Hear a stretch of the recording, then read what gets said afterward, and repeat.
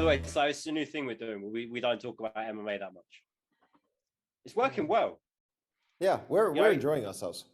Sam Alvey, bro. Also, not cut. Don't know if he's retiring, but he's not cut. He's got at least one more fight. Official. Good for him. Really hope he wins it.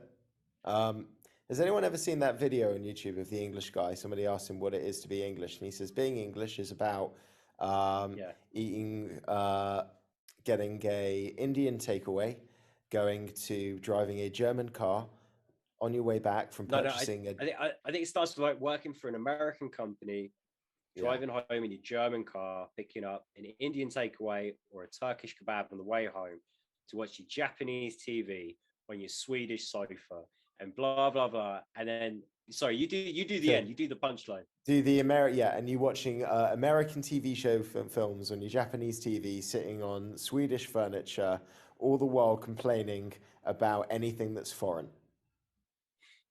Being deeply suspicious of anything foreign. Deeply suspicious, that's the one. Because nothing's more British. We all pulled in together at the end. By the way, Slo, we assume that everything's just going to go into the podcast, so try not to say all that racist stuff you're always saying before we start recording. It's been a challenge. It's been a challenge for us too. Don't worry. Wow, Josh has had to really keep his hatred down of Ariel Helwani recently. I don't like the way my own medicine tastes. Have you seen the? Mate, have you seen the comments? Laurie left us a comment. We got a comment from Laurie. He first of all, he wanted to know whether or not our intro song was going to feature a kind of emo/math rock tone that he says he knows you like so much.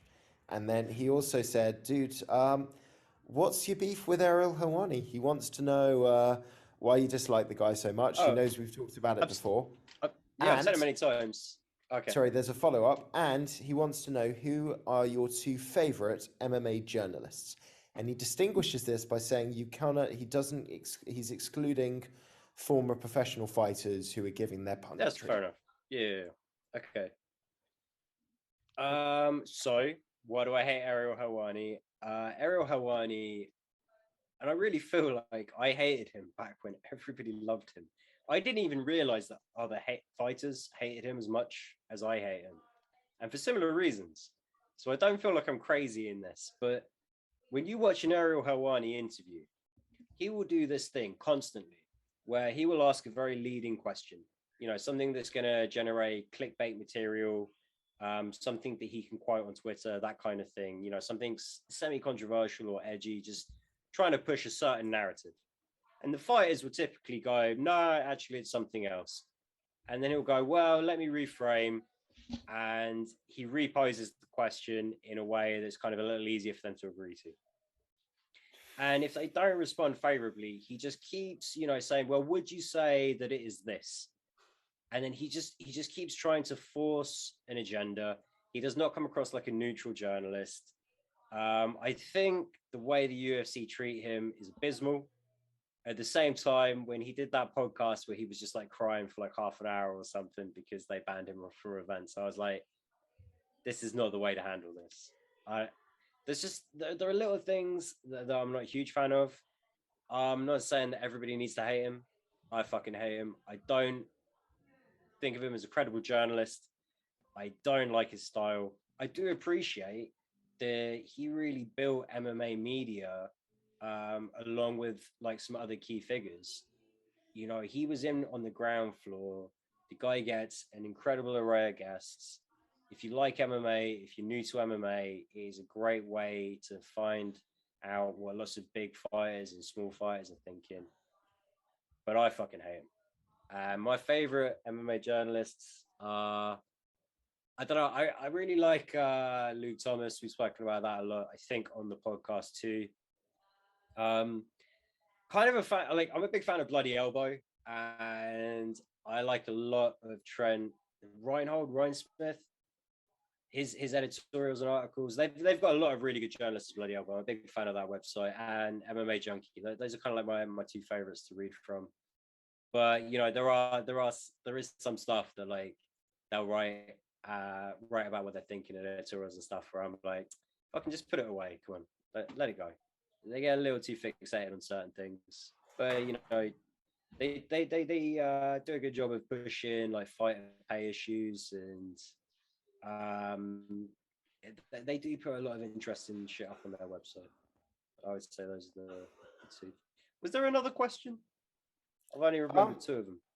No, you got it. You got it. I would say I like Luke Thomas as well. Laurie says he likes Luke. Is also a fan of Luke Thomas. Laurie, you did also mention that, the one thing that you're kind of a bit iffy with Luke Thomas about is his position on PEDs. Kind of one of the clarifications I'd make is Luke Thomas is of the opinion that everybody's juicing, and that in some way, shape, or form, because it's athletics. If they can get away with it, they're going to. And that the higher up you get in the sport, what happens is that the people with the most means and the most capability still get away with it, while the struggling lower down people without maybe a good support structure are the ones that end up getting found out and punished. So his argument is that if you accept that this is an inevitability and these guys are already taking so much risk, why not just remove it altogether and just say, you can do it? I feel like I'm somewhere in the middle. I can understand that, but my worry would be that if we allowed PEDs, people would then push the boundaries even further. Like you make a rule knowing that some people are going to bend and go just over the line of that rule, but at least it's just over the line. Where do you have it on the scale? If we start from a degree where we think there's very little kind of PED, something like football, say something like the NFL kind of be in the middle, and then cycling at the far end of it, where do you think the UFC falls? Because I really have no idea these days. I think it's between football and NFL, but I think it's closer to NFL than football. Like, I'm a massive Izzy fan, but his right titty becoming a titty was a bit fucking weird. I'm just saying the dude doesn't necessarily fight like a guy on PEDs. I don't know. No, but PEDs do a lot of different things. You wouldn't have looked at Lance Armstrong and thought that's the body of a man who's on PEDs. I don't know. Any man with one testicle, I've got questions. I have questions. I'm not judgmental, but I have got questions. This is true. But yeah, Luke Thomas is a pretty reliable source. Laurie says he also doesn't like the schmo in his whole stick. I think what the schmo does is obviously a little bit more hokey, but his interviews are short. And what I would say is if you ever listen to the podcast that he does with Helen Yu, it's a completely different side of him. The glasses aren't on, the axe is dropped, and it's like an hour-long, 50-minute format, and you get much more of just a normal human being who's into the sport rather than the whole kind of like song and dance. He's like a poor man's Tubes. So if you are hating on the schmo, check out the podcast because it might just change your opinion on him. Laurie also not a big fan of Brett Okamoto, apparently. I think. Yeah, no, I'm kind of on board with that. Brett Okamoto has a very specific. He has a specific job. He has a very specific job. He's the clean cut, kind of, UFC spokes guy to a certain extent. He's not going to do anything too harsh on them. He's just going to be neat and tidy and present everything. He understands he's getting paid. Why fuck with a good thing? Man's getting paid, whatever. Why not? Like, same with Ariel Helwani. If you're trying to get into the sport, fantastic resource. I would imagine by the time you're forming your own opinions, you would have moved on. What I would say though, and my second choice would still be Ariel Helwani, because although I agree with Josh on a lot of his points, I still think that Ariel Helwani is willing... I need to just slot in. I'm sorry, I just need to squeeze in. I stopped listening to Ariel Helwani like quite a while ago. So everything I'm speaking of is really 4 to 5 years ago. Like when I kind of cut off Ariel Helwani. So if he's grown as a person, I wouldn't fucking know about it. The advantage that he has and the advantage that Luke has is they're both connected to the sport, but they're not paid directly by the sport, which means that they can challenge it. They can talk about fighter pay. They can say things and challenge things and push for things that people that are toeing the company line aren't going to do. And I think that, and they've both got a big platform, so I think that's their value. Guys, any questions that you have, please leave them in the comments. We can start the show with good questions and answers. Go. I got questions. All right, Sly, I have questions for you. Yeah, I'm having ham. Oh, I thought you wanted to know what I was eating today. So I want to know. Ham. It wasn't on the list. It should have been. Just ham. Just ham. Just ham. Natural. You fucking bastard. All right. What is the biggest MMA bet you've had cash this year? 2022. What's been your biggest payday? Don't know. I don't really bet on sports. No, I bet against Tom. You bet against me plenty of times. I always win. But yeah, no, not much. I think there was. Doesn't know what his biggest win was, but no, man. Always wins. I like just to have small wins, never a big bet. I think maybe I made 35 euros from a knockout. A big underdog. Who would have been a big underdog? Maybe that Spanish geezer when he did that wheel kick. That was last year. Oh, this year? This year? The year just started? Must have been on that last card. What was the last big card? The one 2 weeks ago, 3 weeks ago? Izzy versus Rob. No, because there was not a knockout. Can't really think. Sorry, Josh, I don't really have an answer for you. I haven't placed a lot of bets this year. I'll put you on the spot. I'm not going to ask the other question. I'm just going to leave it there. Well, if anyone does have questions, please ask us. Leave them in the comments. We will start the show by getting through a little Q&A, which I think would be quite good fun. And Sly, you are back. You have been skiing. You've been adventuring. Well, you skied for one day, but you've been on a mountain where people usually ski. Yeah. How was your 3 weeks? Yeah, it was really nice. I just found myself really missing the MMA split, but I'm glad to be back on the show. Well, it's great to have your energy enthusiasm back in full display.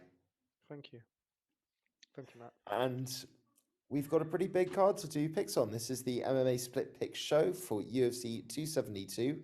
No titles on the line, no titles needed for this 5-round main event between Colby Covington, currently ranked number 1, Jorge Masvidal, number 6 in the world. But none of this matters. We're here because these are 2 teammates, 2 former flatmates, 2 training partners, 2 former friends, one of whom seems to think it was a best friendship. The other seems a little bit awkwarded out by the use of that word. And officially, they now hate each other. So, we're going to get this fight. It would have been awesome if we were getting this fight for a title. It would have been awesome if we were getting this fight in the build-up to a title.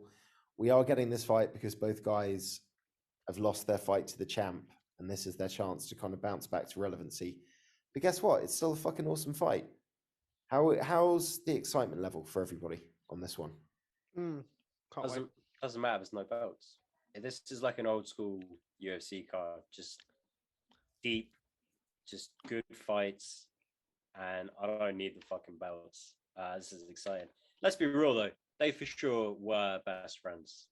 Even if it was just best friends for a time, it's not like they were lifelong best friends or anything.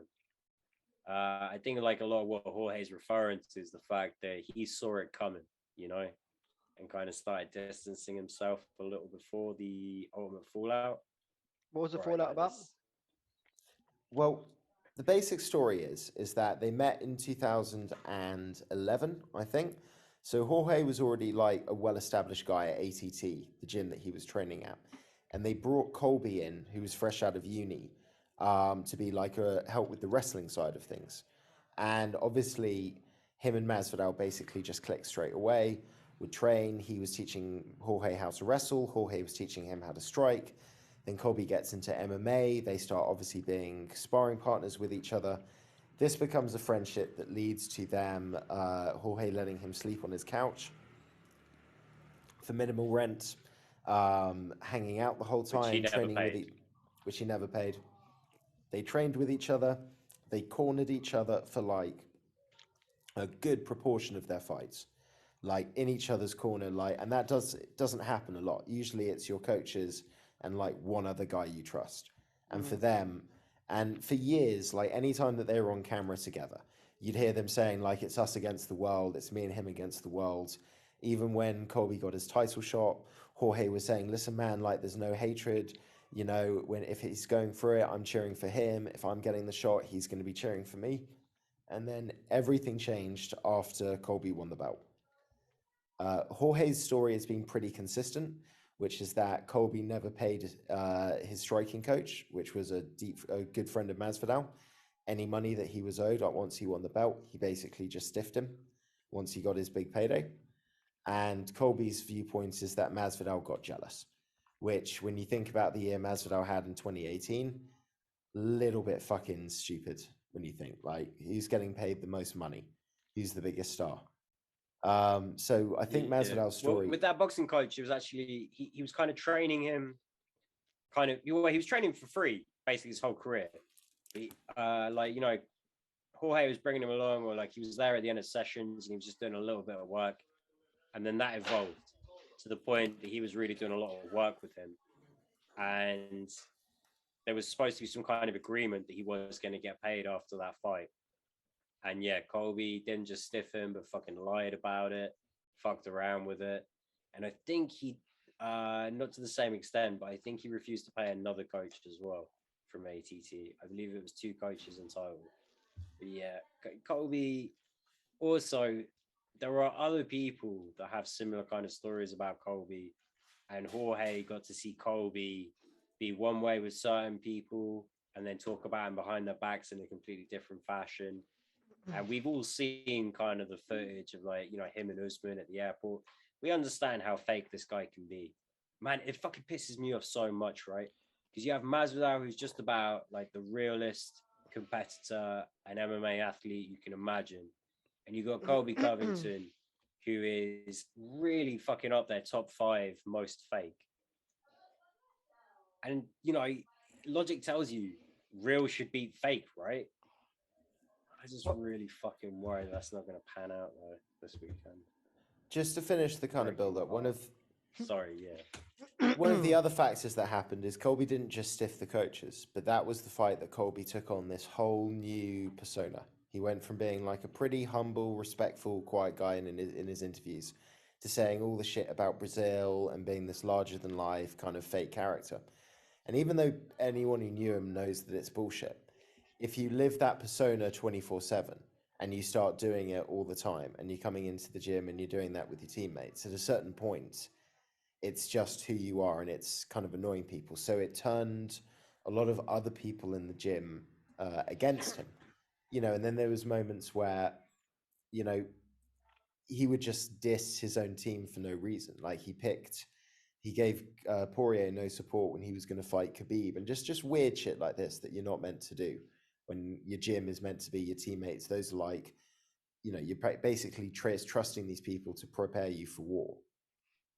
You know, it's a pretty strong bond. So it's a weird one. Like, there is a lot of people that theorize it's all just bullshit, that they're still friends and they agree to have this big rift because they knew they'd fight each other at some point, and you know, it would sell the fight a lot more and it would kind of help prop both of their careers.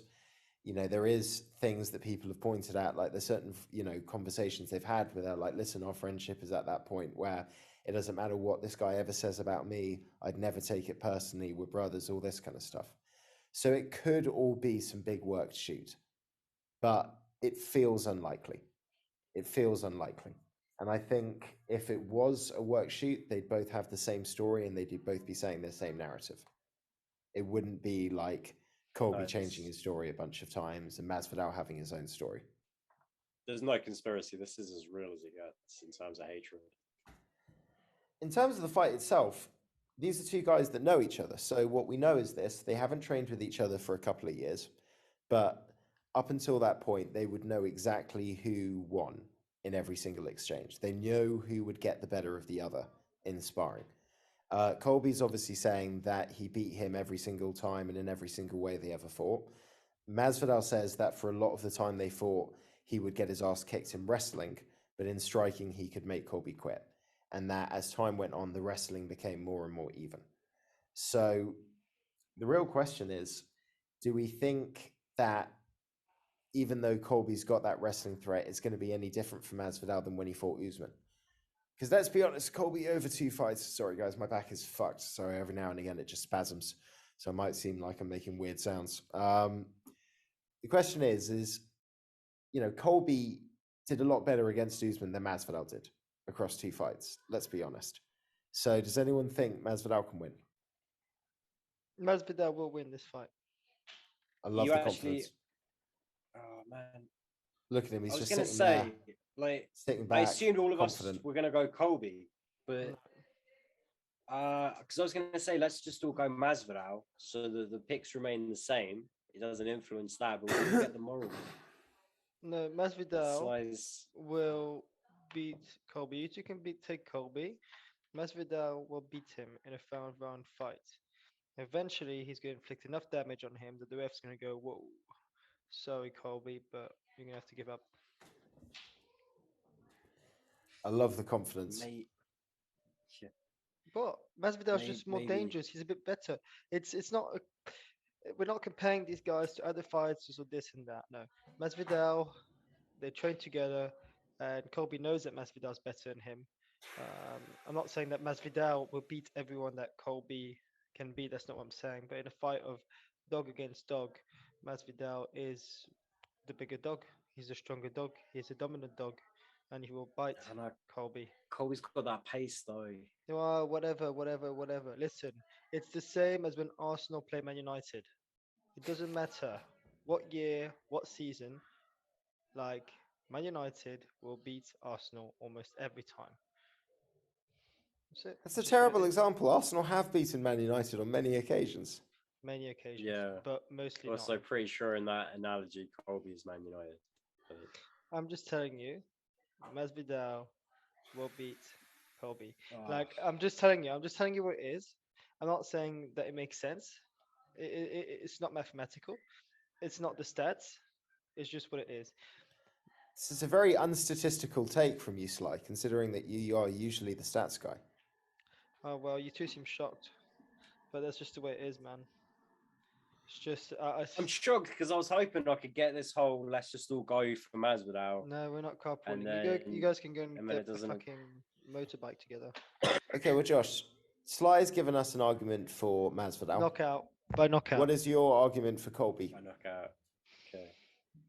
Unfortunately, the pace that Colby puts on, combined with the skill set, he's no slouch in the striking game. He can do some damage. He does well with his footwork when he's kind of rushing forward with the hooks. I know he can pull off some nice kicks, but what really kind of makes him the most dangerous is that he can mix that striking and chain and takedowns and get you to the fence and grind and stay busy at a faster pace than you're used to defending in that position. And inevitably what happens is that guys see the fight slipping away kind of early on. And by the championship rounds, for a lot of guys, basically everyone that isn't called Usman, it becomes a fucking problem. And Matt agrees with my opinion so much, he can't even contain it. Like, my back is spasming, man. This is horrible. Sorry, bro. I agree with you on this. Colby's got a pace that he can put on. He doesn't get tired, and he mixes things in so well. His wrestling is at a very high level. But my question is this. Until Masvidal got knocked out, I keep saying that. My question is this. My statement, I should say, is this. Before Masvidal got knocked out in the second fight with Usman, he got taken down and he got back up. And he was able to stuff takedowns. And Usman is way stronger than Colby. Way stronger. He's stronger, but he's a little less mobile with his knees, and his pace isn't the same. And he's not going to give everything he's got into holding you down in the same way that Colby, not necessarily holding you down, but will continue to chase mat return after mat return after mat return. You will just be in a constant transition of having to get up until you make a mistake, you put yourself in a bad position, you get tired, or you just end up eating a few too many kind of funky shots that you don't really see coming. He grinds on everybody. I want Masvidal to win this fight so bad. Like, to the point that Sunday's going to be a very emotional morning for me when I'm watching this. I don't see it happening. Wow. You don't even think he's got a shot? Really Are you going to watch this Sunday morning? No. Yeah, I'm going to watch this Sunday morning. Even if I stay up, it's technically Sunday morning by the time it rolls around. So I can get up early to watch the main event, you know? There's another factor that I don't think you're considering, Josh, which is that Masvidal is a cerebral fighter. Yes. Colby has his game plan, and he looks to work his game plan on anybody that he fights because he believes it's going to work and he will eventually drown them. That's how he operates. Masvidal is the type of guy that can use all of their training time together and study that and work what he can do around that. And I think that's something that gives him the biggest advantage. Colby will just believe that the same thing that he always does, the same thing that he did to Masvidal before when it worked, if it worked, will work in this fight, and he'll believe in that. But that also means that he's not necessarily going to present as many new aspects to his game. Masvidal can, and Masvidal's going to know what's coming at him, and he's at the very least going to be able to prepare on how to deal with that. And that is why I'm going Masvidal by knockout. Guys, fair enough. God bless you, but I think it's a terrible matchup for a guy that is at the twilight of his career. You know, Colby's a guy you want to be fighting in very peak physical condition, you know, like late 20s, early 30s. Shit. 2 years wrestling with Bo Nickel. That's the difference Masvidal's made since he last trained with Colby. That has to count for something. It's not just the difference in skill sets for me. It's just the pace. The pace is just going to be a huge issue. The pace and the age, I guess. Well, you've made your choice. So wait, who did you pick, Josh? Yeah. Josh has gone Colby by decision. Your heart is the shape of a fucking circle. Yeah, I tell you what, if I don't win the picks, but this one comes in, I'm going to feel like complete shit. If this wins me the picks this week, though, you all can suck a dick. I could give a fuck. I like being a bad person. We'll never know.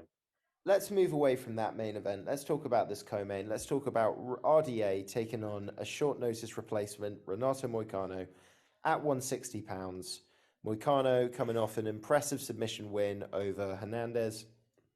RDA hasn't been in there for a while and he's getting older. Different opponent, different skill set. He probably hasn't had the camp that he would have wanted for that type of fighter. That might affect things. What's your thoughts on this one, Josh, before we give the picks? Mate, this is so hard to pick. Allegedly, RDA is healthy for the first time in a long time. No nagging injuries, no major issues, no training interruptions. So cardio's on point, everything's on point. Dude had a freaking bucket tear in his meniscus, which is like such a horrible one because of the way it works. Your knee will just lock in position and it will be incredibly painful. And that can just happen with walking. So how the man was training with it, I've got no idea. Still, Moicano is a very good all-round threat.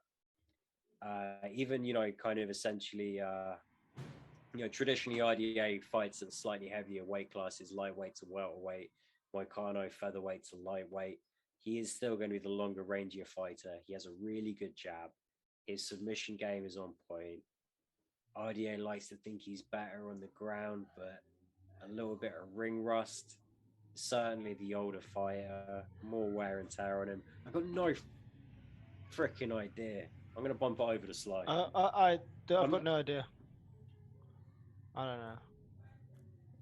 I'll write down RDA decision, but I can't really justify it. And I can see this fight playing out in all variety of ways. This could be a submission or a knockout for either guy. It's too hard for me to pick. Right. It's really difficult. I think this is going to be such a knockout or submission kind of fight. But realistically, Realistically speaking, Moicano is going to win. I mean, if we're being realistic, if we're being statistical, if we're looking at the facts, Moicano will win this.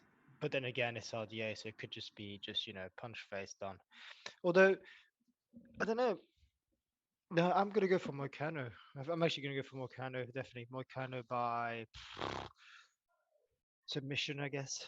Yeah, definitely. Actually, when you think about it, yeah, for sure, for sure. I think RDA to win is going to have to be quite a lucky kind of shot. Well, not lucky, the guy's full of skill. He's been doing this for quite a while.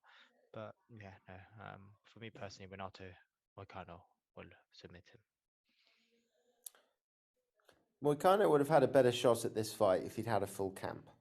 But RDA is so good at so many different things.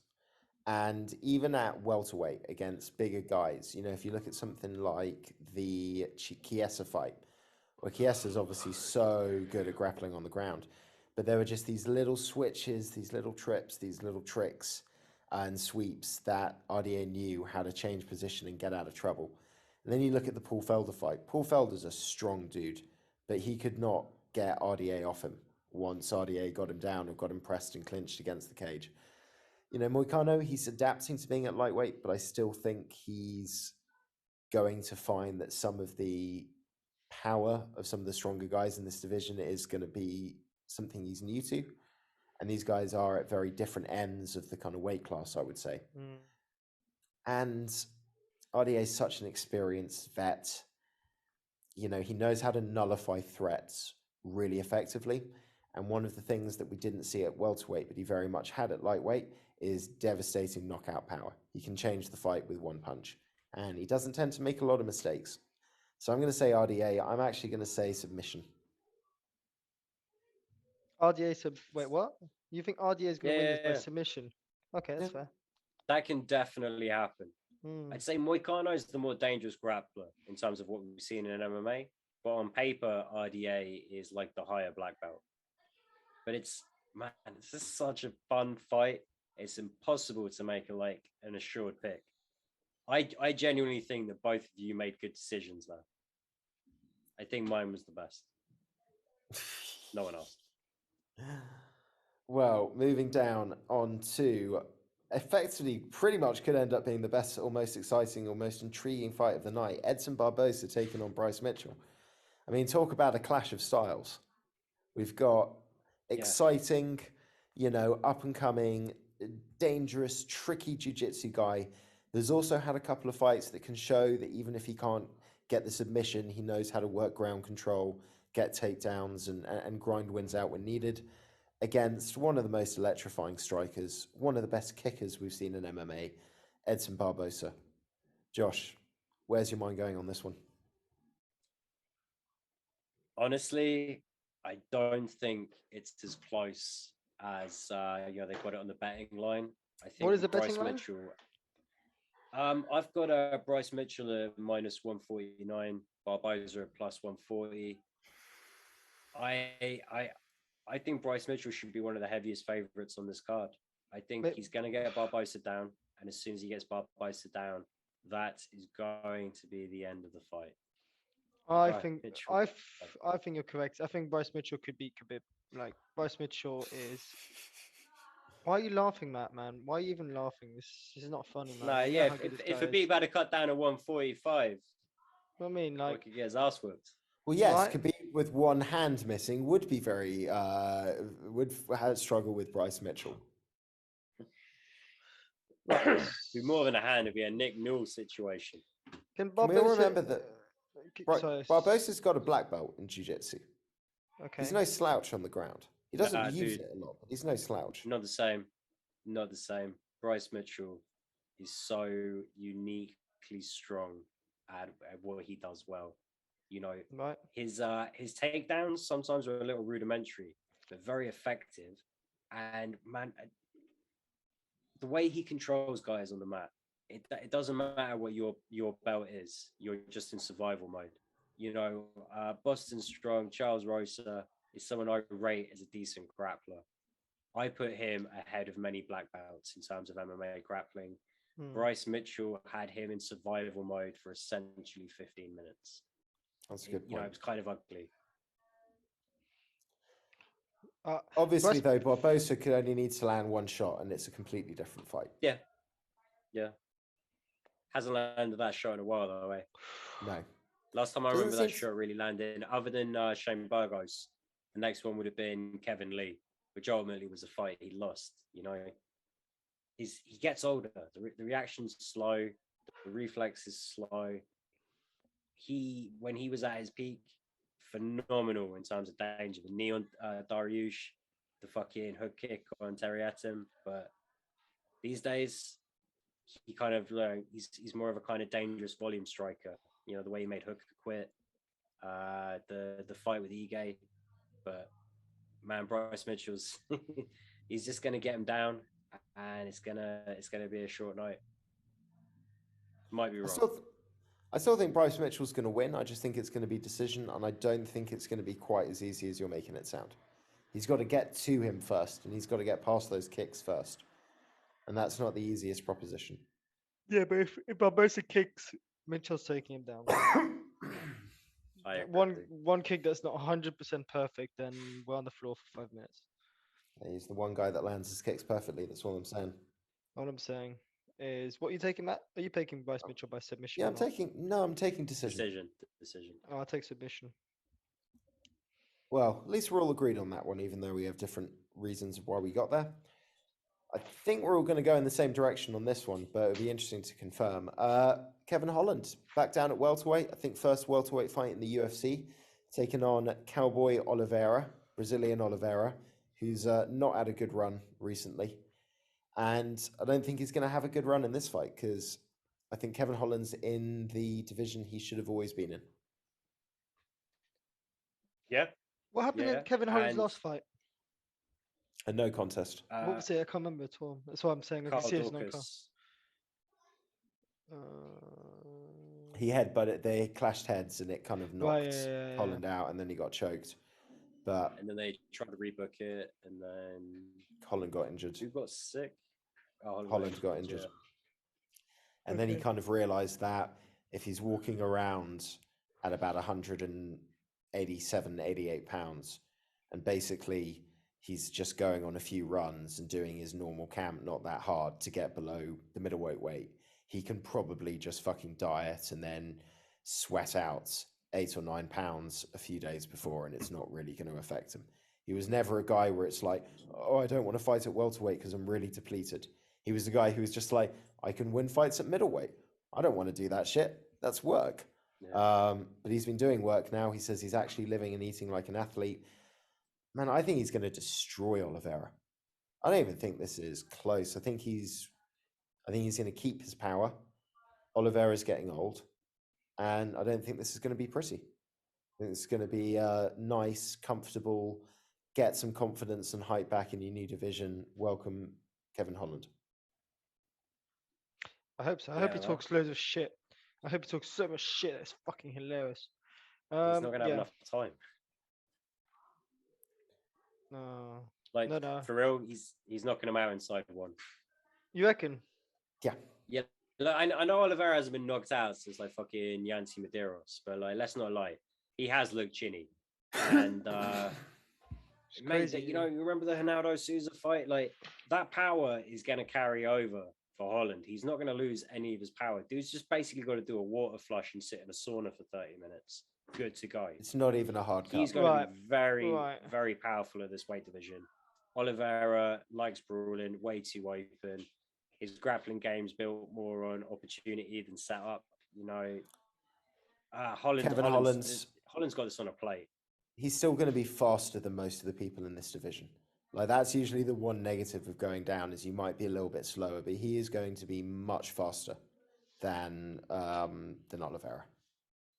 You guys, I've heard you like literally just rinse this poor guy. Like, you guys. No, I love Cowboy. I like Oliveira. Like, no. Cowboy's Kevin Holland. In the game for a Kevin minute, Holland. No, not today. Kevin Holland in the past. Oh, yeah. You guys he talks too much shit. Never said that. Never said that. Never said that. I have. Blah blah blah. He said that. He said that. Right. And now you're all like, he's gonna finish him in the first 15 seconds. He's the best fighter ever. Oh He's yeah, so he quick. is. He's so Yeah, good. He's so. Come on, guys, have a bit of heart. Have a bit of like. guys, it's the disparity between a young guy with a lot of technical ability and a lot of power against an old guy that was at his best when he drew people that were better than him into a brawl and toughed it out. His chin is not the same. He is not as fast. He is not as switched on. I doubt he's as hungry as he was back in the day. This is a guy just trying to rake in the final few paydays. This is I feel the same way as the Bobby Green Makhachev booking. I love Cowboy, but I might see how they disrespect my boy. Guess me all Corleone deep down in here. Well, also let's just point put my tea on. Also, just to clarify, while Slice putting his tea on, I'll answer his point. We never said that we hated. I never said I hated the shit talk. What happened is he fought Brunson and had a complete fucking psychological breakdown in the cage, and then he lost 2 fights against heavy middleweights that cut a lot of weight to get down there, who were good grapplers, and he realized it's just a bit too much weight for him. We've always felt. I've always said that he would be a dominant welterweight. Your fear was that there's a lot of good grapplers at welterweight. And my response has generally been, well, he still needs to work on it, but it's going to help when it's not people wrestling him with an extra 30 pounds of weight. Yeah. Fortunately for him, though, it's not something he has to worry about. He basically just has to go out there and do what he always does in the first couple of minutes. And frankly, the reason why I was slightly upset is obviously because I kind of wanted to pick Holland, because since the beginning I've always said that Holland was a good fighter. He was entertaining. Even when he was like getting murked on the bottom, I was like, it's not his fault. You're making this sound like you're the only one who said this from right back in the beginning, that we were just disagreeing with you the whole time. Mostly that's what happens in this podcast. I'm just saying. Not with Kevin Holland. The only thing we disagreed with you on is that you thought he was gonna beat Marvin Vettori. And we just saw the fight happen with Brunson. We knew he wasn't going to beat Vettori. I don't know. All I'm saying is Holland is going to knock him out. And unfortunately, you two are going to say the same thing, so that when he knocks him out, I won't have such a pleasure. I'll be like, oh, he knocked him out. Well, that's the way the cookie crumbles. Holland by knockout. Fuck's sake. I almost want to pick Oliver just to piss you guys off, but I won't. Obviously, Josh is taking the same, so I'm just going to move down to our boy, Greg Hardy. Oh, boy. Whoa. He's not my boy. I don't like Greg Hardy. Don't take him. I was being sarcastic. All right, just checking, but I don't like Spivak. Everybody hates Hardy. Sorry, I'm on edge. Sorry. I'm on edge. How bad would it be if Hardy and Colby win in the same fucking evening? It would be the early signs that we should expect World War III. I don't know if we can. Like if that happens, they say bad things come in threes. So if that happens, then 100%, we're getting World War III. That's my opinion. So Sergey Spivak, from wherever country you're from, I don't know if it's Russia. I think it's Poland. No, I think Belarus? It's Moldova. Moldova, or at least Moldova. Well, born Ukraine. We need you to serve your NATO duty, and we need you to rise to the challenge, and we need you to defeat Greg Hardy. Russian bastard Greg Hardy. To make sure that we are not resting on a massive underdog to have to prevent World War III. Because I love Masvidal, but I don't want to put saving the world on his shoulders in a difficult fight.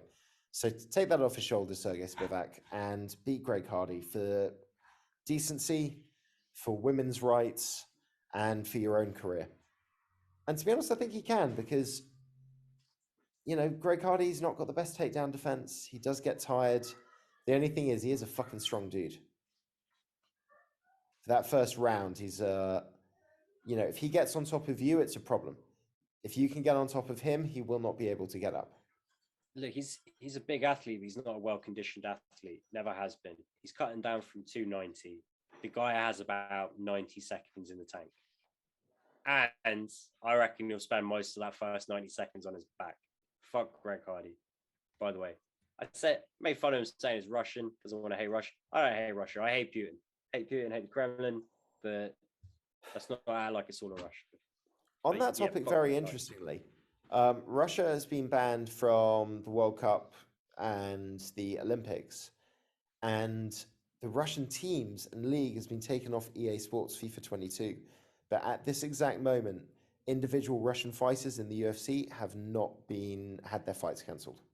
I think it's very different. I think they don't represent. UFC is Yeah. very much of a, Yeah. you know, people represent themselves, not their country. Like yes, they have the flag on the thing, but that's just, you know, you have your reach, you have your weight, you have your flag, which is not really your flag. It's more like where you're from.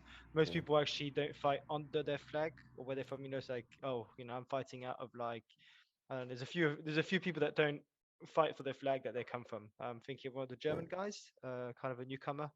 But But what I'm my saying point is, of I don't think it'll be a point. I don't think it'll be a problem. But my point of this is, and this is where I kind of feel like, we're hearing, I agree with sanctions on Russia, but you're hearing things like IKEA is going to stop selling their furniture there, like networks are being shut off. Most of the Russian people are just living their lives. It does feel a bit shitty. Imagine this, you got all of this crap going on, your currency's going all over the place. You think, oh man, I'll settle into a nice game of FIFA, activate my career mode with my local team, Zenit St. Petersburg. It just feels like regular people end up getting punished rather than the main people. And I'm kind of glad that no Well, one's been stopped in the UFC from fighting. I Yet. think it's the even point in of Russia, sanctions, isn't it? yeah, but I'm just saying, I think in Russia, even in Russia, no one's playing with St. Petersburg on FIFA, mate. It's like no one's going, oh yes, let's fucking spend 70 euros to play with fucking Zenit. No, mate, they're playing with. Everyone just plays with Paris, man, on FIFA. You should know this. Mbappe. I'll play with Bournemouth. Oh, Josh, side note, you can take this out of the podcast. Are you gonna buy the new full manager so we can have a freeway career one day? Probably not. As Alright. long as this is off the podcast, Let's I'm come broke back. as fuck at the moment. Like, I've Oh, got you my own bastards. saving some money so I can get Elden Ring next month. You Like, bastards. What? I could have just left this podcast just to perfectly flow through. It would have been my editing so much easier. And now I have to listen through to this exact moment to know when to edit it. Oh, don't edit it. oh, This is brilliant shit. stuff. Plus, you never know. You should I put just like a admit little I'm like fucking broke. It sucks. a little link for Dude, donation. people understand, man. Gas prices are rising. Electricity's rising. I'm actually going to check to see if the electricity bill for this month's come out yet. The last one was scary, and that was before the war. So Yeah, ours was at the same rate, but we managed to cut back on how we were using. But yeah, ours was a fucking bitch again. welcome to the new order. I'm not even here and I'm paying for it, mate. Tell me about it. I'm trying to keep my consumption down, but I'm not even living here. Guys, coming Yeah. on to the results, we all think that Greg Hardy's going to win, right? No, What? No. absolutely not. Oh, thank God. Spivak all day. I'm going Spivak by KO. I think he's going to ground and pound him in the first. All right. Well, I think that Greg Hardy's going to win by KO. I'm going to go Spivak by KO as well. Yes, this is the one I win. Well, as we get to the prelims, we have got, I'm going to be a bit honest, I'm surprised that this is the headliner of the prelims, Jalen Turner against Jamie Malarkey. Not saying it's not going to be a great fight, but I would have, considering that the next fight down is effectively a title eliminator, I would have put that as the feature fight, me personally. But Malarkey's tough. Yeah. Come He goes against Jan. on. Yeah, Come on, man. guys. I don't want to be. Definitely a title eliminator. I don't want to be like unwoke or anything. But come on, it's a girls' fight. It's. Dude. But No, that's gonna be one of the better fights in the card, bro. That is two absolute these beasts girls going at it. strike, man. Remind me that when I'm like sleeping in the middle of the fight in the second round because they literally have not hit each other and Listen, they hit each other. I'm so gutted Manon Fio's off this card as well because that one was going to be a fucking. Oh my God. Who was she meant to fight again? She was fighting somebody interesting. Shit. She was supposed to be against. I forgot who pulled out of the. So I've got to look it up now. It's somebody I thought. Oh, Jessica Rai. She was going to fight Jessica Rai, and I didn't think that. I thought Jessica Rai was going to win that. Getting back to it, Malarkey, tough as shit. Jalen Turner can knock people out, but has been a bit chinny himself. I am going Malarkey, and I'm going to say KO. Now, honestly, this is it's a really hard one to pick because first it's super exciting. Both fighters are exciting. I think Malarkey is the one that kind of wins more of our hearts because he's a bit more entertaining. And if you have to have a post-match fight conference, I think he'll be the nice guy to interview. But yeah, there's no doubt that the tarantula, Jalen Turner, is better on the feet, quite a lot better. If anything, he's going to land more strikes. Malarkey, however, has got more power in his hands, so per strike it's a lot more dangerous. But, and this is where it gets interesting, Malarkey is actually a very, very, very, very good, what do you call it? Good fighter when it comes down to taking down people. So he's very good at taking them down.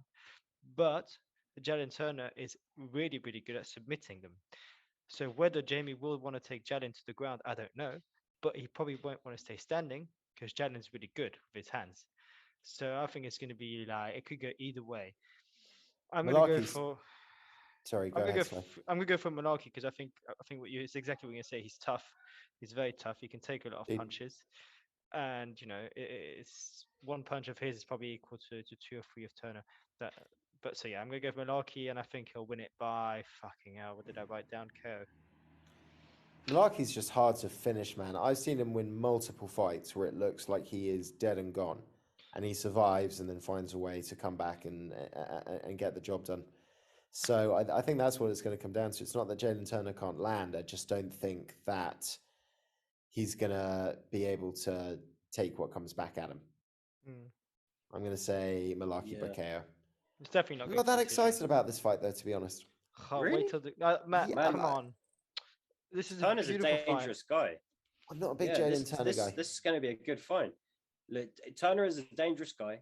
He has got a bit of power. He has got the good submissions, but I think, honestly, Malarkey is just a little too much. He's a little too tough, a little too aggressive. I think it's something like 16 to 18 fights total these guys have got on their records. But I feel like Malarkey just looks like a bit more of a veteran fighter at times. Well, Malarkey's got 18 even if he does like 17. 70, okay. I'm going Malarkey as well. I'm going to go by decision. There we go. Which takes us to the strawweight title eliminator for the next shot after Esparza takes on Rose for the second time. Marina Rodriguez taken on Yan Xiaonan. And Marina Rodriguez has been on an absolute fucking tear. Looked really, really good. Obviously, she had the big win against Amanda Ribas, knocking her out. And then obviously she beat Michelle Waterston, where it just was very apparent that she's just the next level above striker. There were rumors that she might fight Joanna. I don't think Joanna wants that fight until she has to. So we're getting Yan Xiaonan, who really just got wrestled and smothered into the ground against Esparza. And she's not going to have that issue with Marina. But what she is going to have to deal with is that Rodriguez is long, she's tall, she strikes long, she strikes hard, she's difficult to take down, she's difficult to mix things up with. It's a hard target to get on the inside of. And really, I don't think that Yan's going to be able to get close enough to do damage to her. I think she's going to have the same issue that Michelle Waterston had. Josh, what's your thought? Mate, it's impossible to pick against Rodriguez. She beat Big Mac, beat Waterson, beat Ribas. Before she lost to Esparza, she beat Torres. In fact, we all kind of feel like she beat Esparza. Shit. It's impossible to pick against this lady right now. I've got to go Rodriguez. I'm going to go decision. But yeah, Yan Xiaonan is a fantastic fighter. This is going to be a great fucking fight. Yeah, I'm going Rodriguez decision as well. Sly, this is on you. Rodriguez decision. I just don't want this fight to have an effect on any of our picks. It's too unpredictable. I'll tell you what, I wouldn't be 100% sure I'd back Rose to beat Rodriguez with full confidence. Wow, that's because you don't believe that she's the best. No, it's that's just quite that sad. I thought you were a big fan of Rose. I love Rose, but I'm saying out of all the people in strawweight right now, I think Rodriguez is the dark horse that might cause the problems people don't see. but the fact that I'm not saying you're not a fan about Rose, but you're not crazy about Rose. You're a realistic fan, and that makes you less of a fan than me and Josh. I think. I I'm think not that a me and fanatic. wow. Well, you see, me I'm and We not Josh a are. fanatic. we are.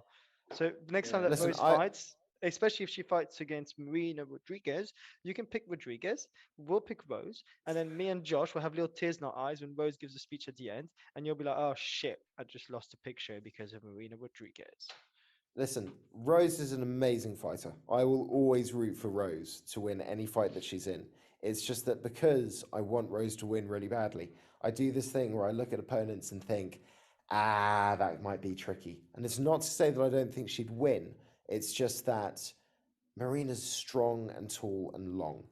And if Mackenzie Dern couldn't submit her and Amanda Hebas couldn't submit her, it's that worry of, okay, how would Rose deal with that problem?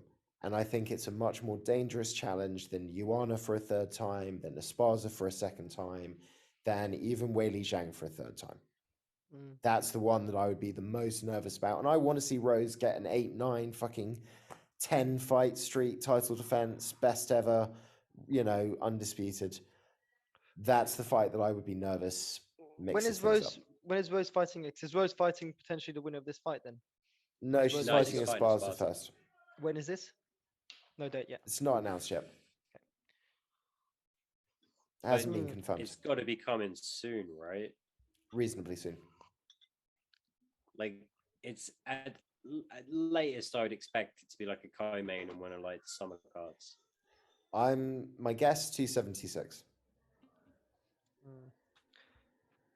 as a Okay. co-main.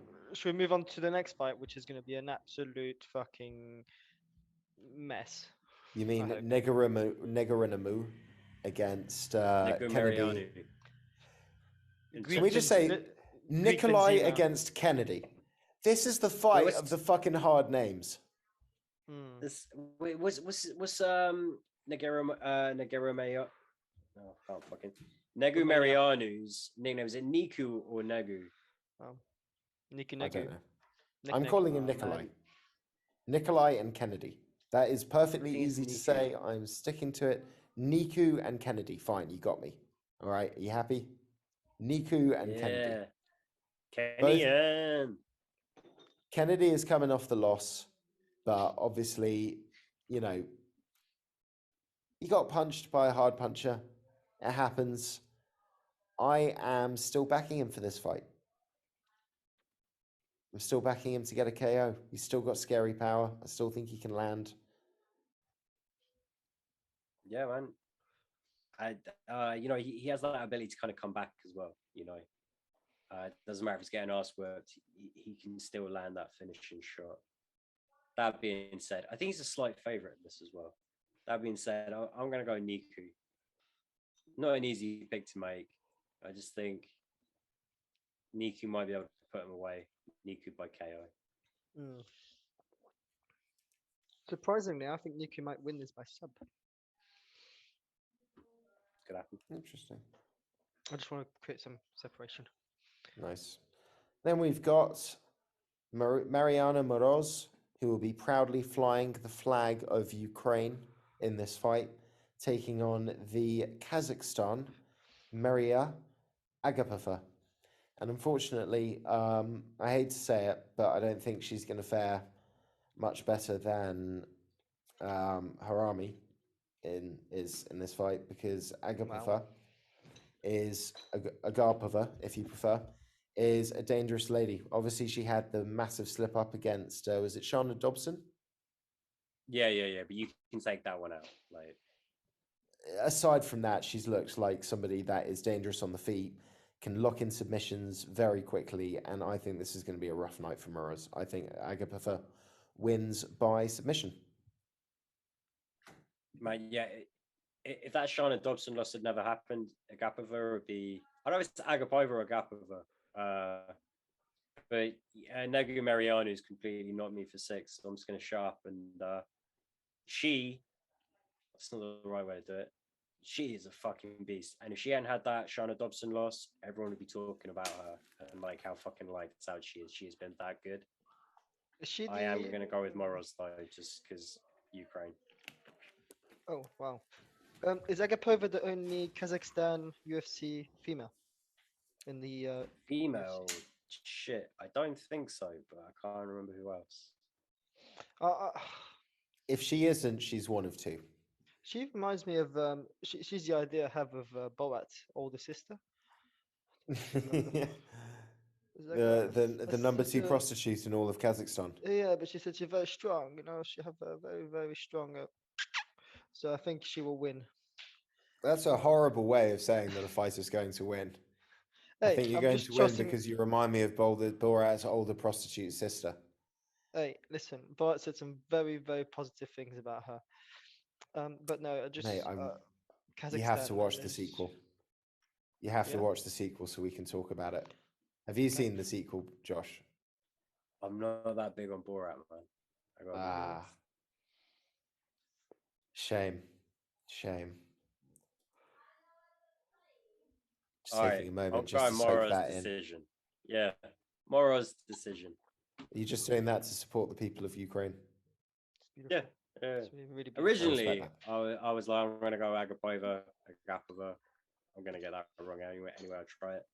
And then, the more I thought about it, I went, fuck it. I'm going to support Ukraine. Because after this pick, I'm going to be picking a couple of Russians. So I just felt I had to balance it out somewhat. All right, well, I didn't realize Spivak was born in Ukraine. Oh. Okay. Abakovac by decision. By submission. No, by fucking KO. By KO. By KO. Well, that takes us on to, I think, the aforementioned Russians that Josh was talking about. We've got Brian Boom Kelleher taking on the undefeated Umar Nurmagomedov. And Brian Kelleher, God bless his heart, he reached out to Conor McGregor and asked for his help to corner him in this fight. And as far as I know, Conor McGregor did not respond. Fucking shock of that. I know.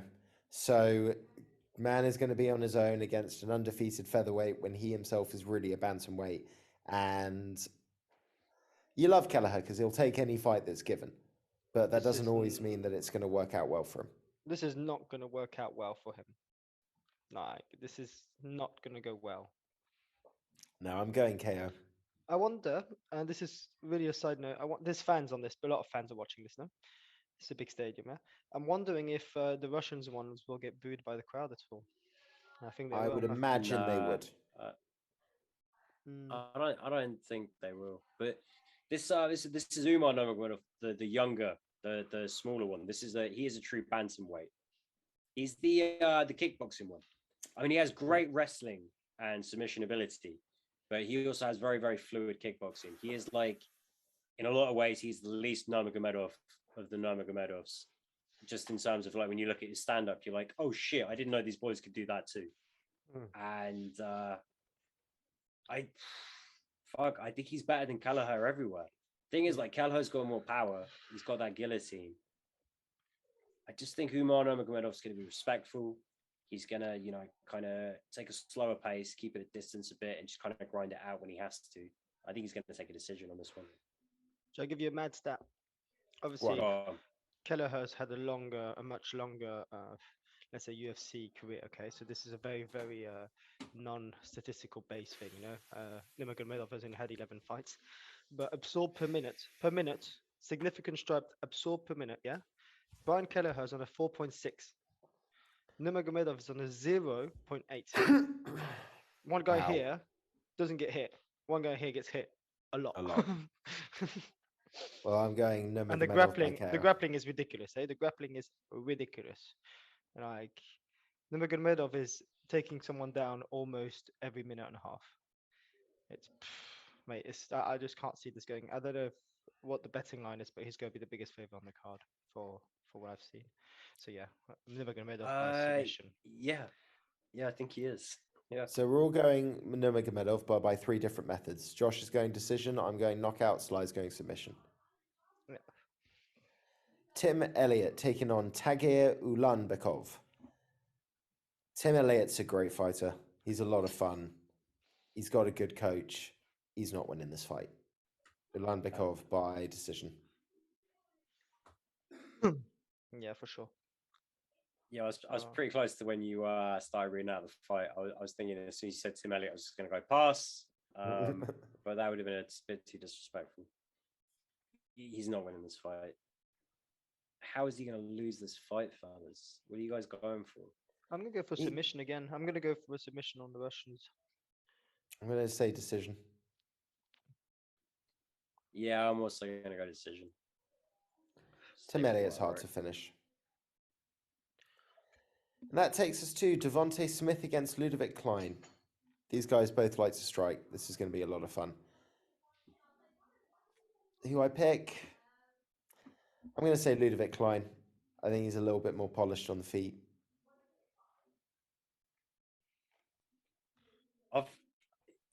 I had such a hard time picking this one. Klein's coming in on short notice, but Smith's look pretty chinny. NFL season's over. I don't have to pick namesakes anymore. Fuck it. I reckon the Slovenian or Slovakian? Slovakia. I reckon the European Ludovic Klein decision. Put it this way, Josh. Knockout. Strong. Put it this way, Josh. If only one Devontae Smith in American sports is allowed to win, which one do you want it to be?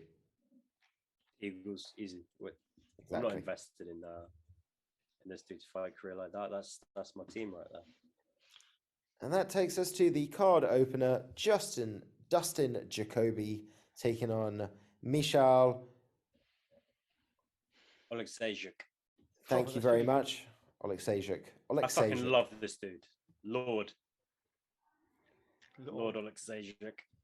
This is a hard one to comment because my gut says Dustin Jacoby, but Michal can fight, man. And he's won fights where I've expected him to lose. And dude, he's come up trumps. He walks out like you think like you should be fighting at welterweight. I mean, you watch him fight and you're like, you might be able to win fights at heavyweight. Like, fuck, I hate picking against this guy. He's still going Jacoby. He's so much bigger. He's got a very good striking game, and his frame suits his style to a T against the guy that is kind of all power and having a close distance quickly, you know? He's not even really stocky. He kind of looks like he just kind of walked out of the pub. Like, but you know, man, I fucking love watching a late Oleksiejczuk fight. Just, I don't know why this is the first fight on the card.